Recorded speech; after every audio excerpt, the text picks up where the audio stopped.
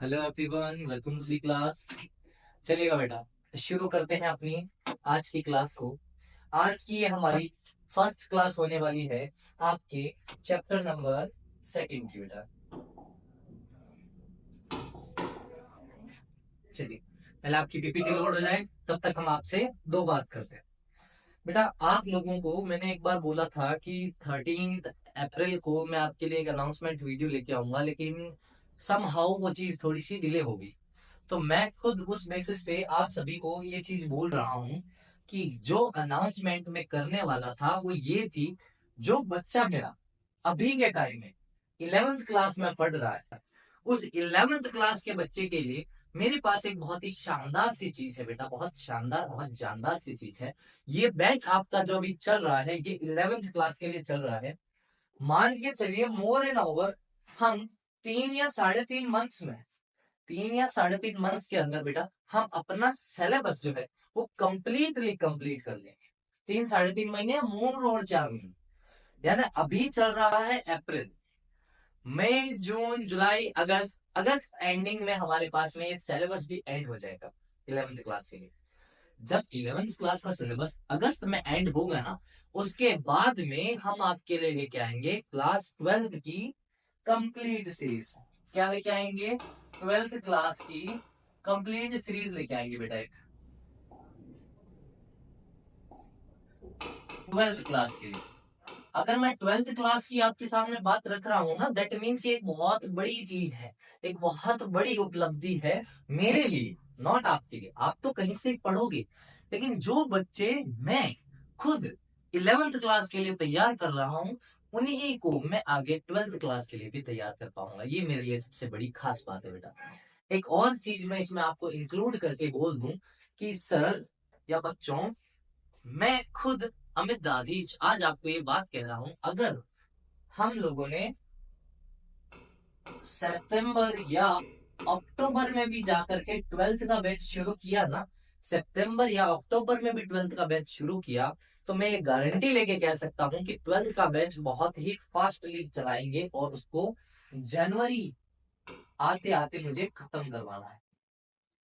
हमारे पास में सितंबर के बाद में अक्टूबर, नवंबर, दिसंबर, जनवरी 4 महीने रहेंगे, और उन 4 महीनों के अंदर बेटा 12th का हम लोग कंप्लीट सिलेबस कवर अप कर लेंगे। उसका फायदा ये होगा, जिस बच्चे का 11th का कोई बेसिक कमजोर था, जिस 12th के मेरे बच्चे का शेयर का कोई 11th का टॉपिक ऐसा रह गया जो कमजोर छूट गया, ठीक है, जिसकी वजह से उसे 12th में दिक्कत आ रही है, तो वो हमारे 11th क्लास के बैच से वो वीडियो उठा करके देख सकता है।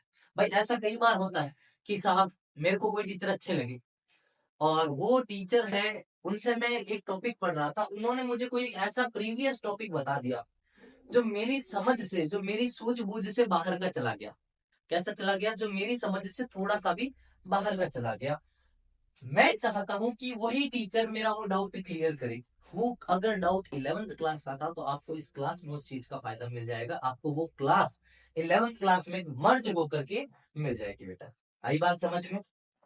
चलिए, बढ़ते हैं अपने आज के टॉपिक, आज की क्लास, जिसका नाम है बेटा आपके पास में रिलेशन एंड फंक्शंस। बेटा ये दो अलग अलग टॉपिक है, रिलेशन एक अलग टॉपिक है और फंक्शंस एक अलग टॉपिक है। हम इनको रिलेशन एंड फंक्शन के रूप में साथ में ही पढ़ते हैं बेटा। कैसे पढ़ते हैं? साथ में ही पढ़ते हैं। चलिए, सबसे पहले बात करते हैं एक शानदार जानदार सी चीज की, जिसको बोलते हैं कार्टेशियन प्रोडक्ट। क्या बोलते हैं? कार्टेशियन प्रोडक्ट बोलते हैं। सर, हमने अभी अभी पिछला जो चैप्टर खत्म किया था वो था सेट, था कि नहीं था? और हम जानते हैं कि जो सेट हमारा चैप्टर है वो कहता है, सर एक सेट अगर मैं ए लेता हूँ और उसको लिख देता हूँ 1, 2 और 3, एक सेट अगर मैं अपना बी लेता हूँ और इसको लिख देता हूँ A, B, ये मेरे पास दो क्या है? सेट है। अगर मैं इन दोनों सेट को आपस में, मैं इनके अंदर क्या क्या कर सकता था पिछले चैप्टर में? मैं A-B कर सकता था, है ना, डिफरेंस फाइंड कर सकता था। मैं ये चेक करता था कि ये डिसजॉइंट सेट्स है कि नहीं है। मैं इनके बीच में यूनियन फाइंड कर सकता था, मैं इनके बीच में इंटरसेक्शन फाइंड कर सकता था। ये काम था मेरा जो मैं कर सकता था। लेकिन लेकिन अब जो हम करेंगे वो करेंगे सर कार्टेशियन प्रोडक्ट। प्रोडक्ट का मतलब सारे लोग जानते हो sir, multiply, that means A multiply by B. क्या करना है मुझे? ए मल्टीप्लाई बाय बी करना है। अब कुछ कहेंगे सर इजी तो है सर, मल्टीप्लाई तो हम बचपन से करते आ रहे हैं। जी नहीं, आपने जो बचपन का मल्टीप्लाई किया था वो यहाँ किसी काम में नहीं आएगा। यहाँ काम आएगा जो हम अब सीखेंगे।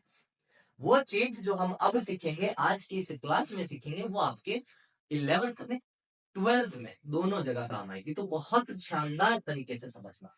कार्टेशियन प्रोडक्ट कहता है बेटा, जो आपका आगे दिया हुआ है ना, ए मल्टीप्लाई बाई बी, जो आपका ए मल्टीप्लाई बाई बी दिया हुआ है, इसमें आगे क्या है? ए है सर। क्या है आगे? ए है सर। तो इस ए के एलिमेंट को उठाना है सबसे पहले। तो ए का एक एलिमेंट क्या है मेरे पास में? ए का है 1। इसको मल्टीप्लाई करवाऊंगा ए के साथ में, करवा दिया। इस 1 का मल्टीप्लाई हो गया ए के साथ में, 1 और 1 का हमारे पास में एक पेयर बन गया। इसके बाद में इस 1 का मल्टीप्लाई हो जाएगा किसके साथ में? बी के साथ में। फिर एक कंप्लीट हो गया, अब दूसरा होगा। अब उठाया सर 2, इसका हो गया ए के साथ में, और अब उठाया साहब 2, इसका हो गया बी के साथ में। हो गए। अब करते हैं सर तीसरे की बात। तो अब आएगा सर 3 ए के साथ में, और एक बार आ जाएगा 3 बी के साथ में। ठीक है, ये था कार्टेशियन मेथड किसी भी चीज को मल्टीप्लाई करने का। दैट मीन्स जो पहले दिया हो ए, उस ए के सारे एलिमेंट्स को एक एक बार उठाना और बी वाले से मल्टीप्लाई करवाते जाना। एक को उठाया बी के दोनों से कराया, 2 को उठाया बी के दोनों से कराया, 3 को उठाया बी के दोनों से कराया। इसको कहते हैं बेटा Cartesian product. I hope that's clear to you. एक बार के लिए मैं रिकॉर्डिंग चेक कर लेता हूँ कि हो रही है कि नहीं। ओके बेटा, ठीक है। कुछ बच्चे ऐसा बोल रहे होंगे कि सर रिकॉर्डेड क्लास मिल रही है डेली डेली, लेकिन बेटा वेरी सुन, अभी थोड़ा सा मैं, थोड़ा सा बोलो ना, थोड़ा सा अभी उसमें हूँ कि मैं उस लाइव क्लास को अटेंड नहीं कर पाऊंगा। अगर मैं लूंगा भी तो मैं उनको 15 से 20 मिनट की लाइव क्लास से ज्यादा मैं नहीं ले पाऊंगा। और चैप्टर होता है कि सर बच्चे को एक वीडियो में मिल जाए कंप्लीट।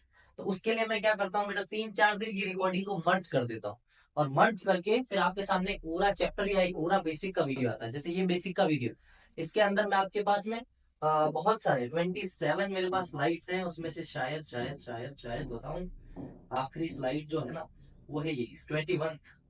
ये है आखिरी स्लाइड, यानी ये एक्सरसाइज है। वैसे तो अगर मैं आपको बेसिक बेसिक की बात करूं, ये एक्सरसाइज तो ये रहा। 11 स्लाइड्स जो है वो है सिर्फ बेसिक की, और बेसिक से रिलेटेड सारी चीजों की।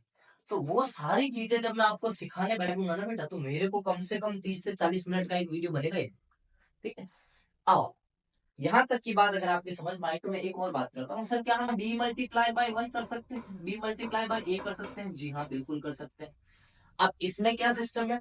बी का एक एलिमेंट उठाओ और उसको तीनों से मल्टीप्लाई कराओ। जैसे बी का एक एलिमेंट ए उठाया, उसको 1 से करवा दिया। बी का एलिमेंट ए उठाया, उसको 2 से करवा दिया। बी का एलिमेंट ए उठाया, उसको 3 से करवा दिया। अब बी उठाओ। अब हमने बी का एलिमेंट बी उठाया, उसको 1 से करवा दिया। अब हमने बी उठाया, उसको 2 से करवा दिया, और हमने बी उठाया, उसको 3 से करवा दिया साहब। ठीक है, करवा दिया कंप्लीट। आइएगा बात करते हैं अब। एक बात बताओ सर, क्या मैं कह सकता हूँ A multiply by B is equals to B multiply by A? क्या ए का कार्टेशियन प्रोडक्ट बी के साथ में और बी का कार्टेशियन प्रोडक्ट ए के साथ में इक्वल होता है? जी नहीं होता, कभी नहीं होता। आप खुद चेक कर लीजिए क्या ये दोनों चीजें इक्वल है। तो अब वो बचपन वाली थ्योरी माइंड से निकाल दीजिएगा कि सर 2 को 3 से मल्टीप्लाई करूं, चाहे 3 को 2 से मल्टीप्लाई करूं, आंसर तो मेरे पास 6 ही आना है। जी बिल्कुल नहीं, अब आंसर आपके पास में 6 नहीं आएगा। ठीक है, अब आपके पास आंसर चेंज आए। आई होप मैंने इतना कार्टेशियन प्रोडक्ट आपको अच्छे से समझाया। ठीक है बेटा, अब कार्टेशियन प्रोडक्ट के अंदर बेटा एक चीज और जो समझने वाली होती है, उसको ध्यान से समझिएगा। ठीक है, उसको ध्यान से समझिएगा।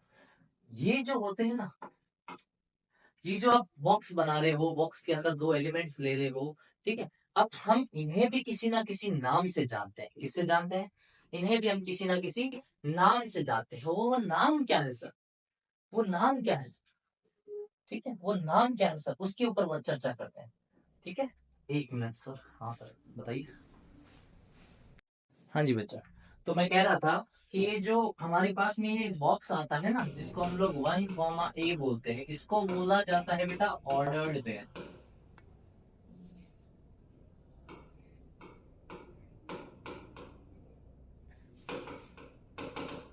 ऑर्डर्ड पेयर बोला जाता है। क्या बोला जाता है?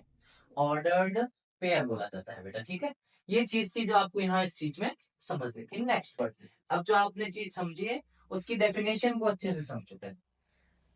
जो भी आपने अब तक पढ़ा है ये उस चीज की क्या है? डेफिनेशन।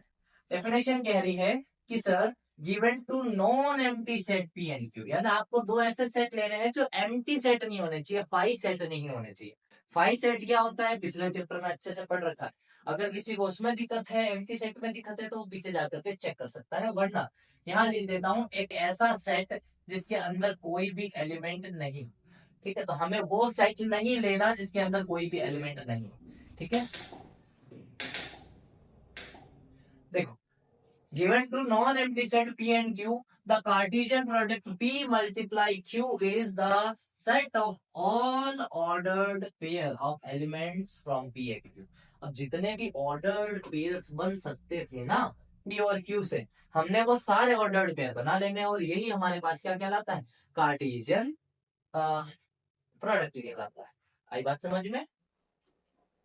आई होप इतनी सी बात सभी को अच्छे से क्लियर होगी, बहुत शानदार जानदार से तरीके से क्लियर होगी। अब बढ़ते हैं बेटा थोड़ा सा आगे, और देखिए ये पॉइंट टू रिमेम्बर है बेटा, बहुत ही खास पॉइंट्स है जिनको याद रखना आपके लिए बहुत ज्यादा इंपॉर्टेंट है। क्या है देखो, two ordered pair are equal if and only if, मतलब समझता इस बात का, इफ एंड ओनली। इसका मतलब होता है कि दो ऑर्डर्ड पेयर सिर्फ और सिर्फ तभी बराबर होंगे जब the corresponding first element and are equal and the second element are also equal. That means अगर मेरे को दो ऐसे सेट्स मिले, दो ऐसे सेट मिले जिसके अंदर नंबर ऑफ एलिमेंट इक्वल हो और जो एलिमेंट्स है वो खुद भी क्या होने चाहिए? इक्वल होने चाहिए। दैट मीन्स ये जो फर्स्ट एलिमेंट था वो किसके बराबर आया? फर्स्ट एलिमेंट के, कोरिस्पॉन्डिंग फर्स्ट एलिमेंट के। जो सेकंड एलिमेंट था वो कोरिस्पॉन्डिंग सेकंड एलिमेंट्स के बराबर आया। तो इस चीज को बोला जाता है बेटा, ये चीज है वो जो आपको बहुत खास ध्यान रखनी है कि जब ये कोरिस्पॉन्डिंग पेयर्स होते हैं ना या ऑर्डर्ड पेयर्स होते हैं, ये सिर्फ तभी बराबर आएंगे जब हमारे पास दोनों सेट क्या हो? बराबर हो। दोनों सेट्स के एलिमेंट्स जो हो वो भी क्या होने चाहिए? बराबर होने चाहिए। नेक्स्ट देखिए, if there are p elements in A and q elements in B। मान लीजिए एक p आपके पास सेट है जिसके अंदर एलिमेंट्स कितने हैं? A एलिमेंट्स हैं। एक q सॉरी सॉरी एक A आपके पास सेट है जिसमें p एलिमेंट्स है और एक B आपके पास सेट है जिसमें q एलिमेंट्स है। There will be PQ. Oh, there will be PQ elements. Okay, okay. There will be PQ elements in A cross P. अब PQ that means क्या होता है? जैसे मैं यहाँ बात करूँ, यहाँ बेटा ये मान लो A सेट है, इसके अंदर P एलिमेंट है, दैट मीन्स दो एलिमेंट्स। ये हमारे पास में B सेट है, इसके अंदर भी कितने एलिमेंट्स है? दो एलिमेंट्स है। तो अगर आपसे कोई नंबर ऑफ ऑर्डर्ड पेयर पूछे, क्या पूछ ले? नंबर ऑफ ऑर्डर्ड पेयर पूछ ले कार्टेशियन प्रोडक्ट के अंदर, तो वो होते हैं नंबर ऑफ एलिमेंट्स को मल्टीप्लाई कर। जैसे कि ये रहा, जैसे कि ये रहा, यहाँ देखिए बेटा, इसमें अगर मैं आपसे पूछूं नंबर ऑफ एलिमेंट कितने हैं, आप कहोगे सर 3 है। इसमें मैं पूछूं तो आप कहोगे सर 2 है। तो 3 मल्टीप्लाई बाई 2 6। देखिए हमने कार्टेशियन प्रोडक्ट किया था A cross B 1 2 3 4 5 6, B cross A 1 2 3 4 5 6। दोनों के अंदर नंबर ऑफ एलिमेंट्स कितने आए थे? 6 आए थे। ठीक है, इसको मैं हटा देता हूँ वरना वो चीज वहां की है नहीं। ठीक है, ये चीज तो हो गई। आगे बढ़ते हैं।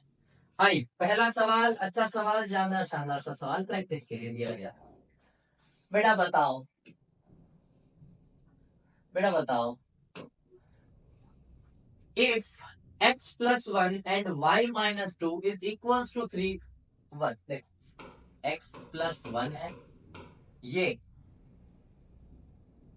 कॉमा देंगे y माइनस 2, ये दोनों क्या है हमारे पास में?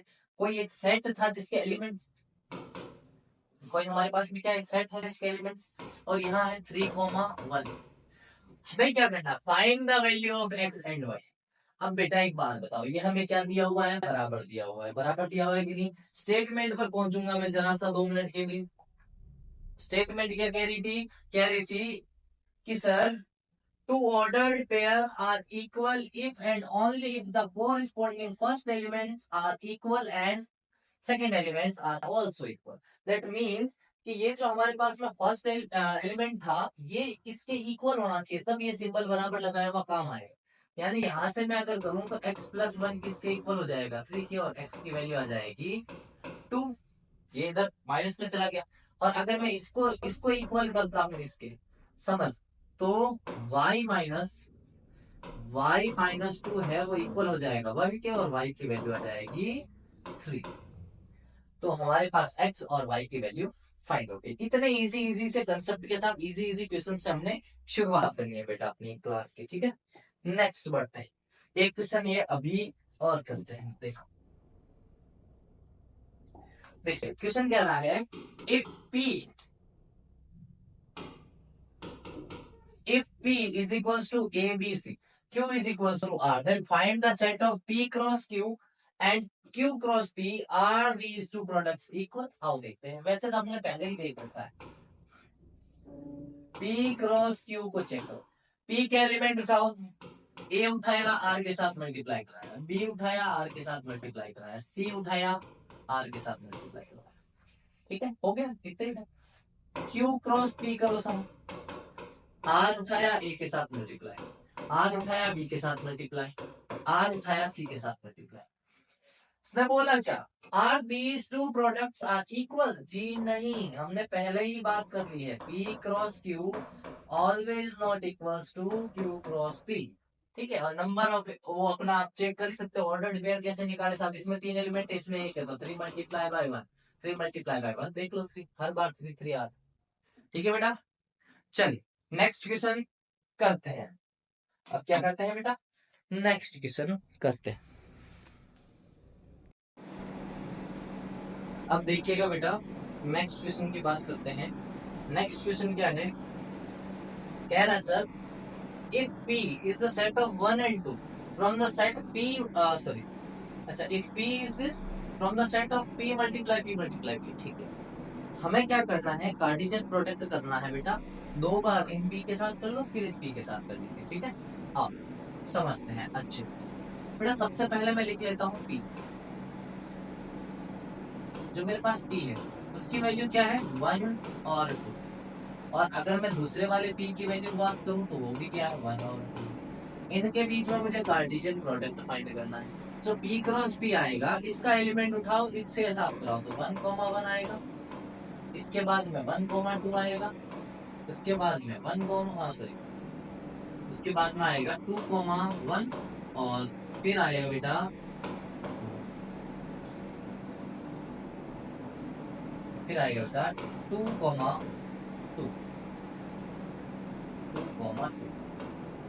ये हो गया एक सेट जो कहलाता है किसका, प्री क्रॉस टी। यानी पहला एलिमेंट उठाया उसको पहले एलिमेंट से, फिर पहले वाले को दूसरे से, फिर दूसरा एलिमेंट उठाया उसको पहले से, और फिर दूसरे वाले को दूसरे से। ये हमने चीज करी, ठीक है। अब इसको क्या करना है, एक और क्रॉस प्रोडक्ट करवाना है P के साथ, दैट मींस 1,2 के साथ। क्या करूं सर, इसका एक एलिमेंट उठा लो, इनसे करवा लो, 1 उठाओ, 1 उठाओगे तो ये हो जाएगा 1,1,1, ये हो जाएगा 1,2,1, ये हो जाएगा 2,1,1, और ये हो जाएगा 2,2,1। 2 उठा लो इससे आगे वाले में, तो 2 का हो जाएगा 1,1,2, और उससे अगला हो जाएगा 1,2,2, उससे अगला हो जाएगा 2,1,2, और उससे अगला हो जाएगा 2,2,2,2। ये हो जाएंगे बेटा सारे वो सेट ऑफ एलिमेंट्स जो हमें फाइंड करने हैं। आई बात समझ में, ये होगा हमारे पास में P cross P cross P। Is that clear to you? Next अगला क्वेश्चन देखिएगा। अगला क्वेश्चन कह रहा है, if the set A has 3 elements and the set B is equals to, okay, A हमारे पास एक सेट है जिसके अंदर कितने एलिमेंट है, 3 एलिमेंट्स है। बी हमारे पास एक सेट है जिसके एलिमेंट्स है 3, 4, 5। क्या कह रहा है, find the number of element in A cross B. जब भी आपको ए क्रॉस बी के अंदर नंबर ऑफ एलिमेंट पूछा जाए, नंबर ऑफ एलिमेंट क्या पूछा जाए, नंबर ऑफ एलिमेंट पूछा जाए, तो हमें क्या करना है बेटा, कुछ नहीं करना। कितने हैं इसके अंदर, 3 एलिमेंट्स, इसके अंदर 3 एलिमेंट्स, यानी total number of ordered pair पूछे, then find the number of elements in A cross B, ठीक है, या टोटल एलिमेंट्स पूछे। एलिमेंट्स यानी क्या होगा, ऑर्डर्ड पेयर होंगे, तो हमारे पास 9 ऑर्डर्ड पेयर बनेंगे इसके अंदर। कितने ऑर्डर्ड पेयर बनेंगे, 9 ऑर्डर्ड पेयर बनेंगे। नेक्स्ट क्वेश्चन की तरफ बढ़ते हैं। नेक्स्ट क्वेश्चन है, if A cross B is equals to, A cross B किसके बराबर है, इसके बराबर है, फाइंड ए एंड बी। आओ, ए क्रॉस बी किया, हमने पहले दिन भी बात करी, जो आगे होता है उसके एलिमेंट्स भी आगे होते हैं। दैट मीन्स अगर मैं कहूँ ए है तो उसका एलिमेंट्स क्या है, A B B, that means A comma B. ये हो गया हमारे पास ए के एलिमेंट्स। और बी के एलिमेंट्स की बात करूं तो जो पीछे बच गए वो X Y, that means X comma Y, ये एलिमेंट्स हो जाएंगे हमारे पास बी के।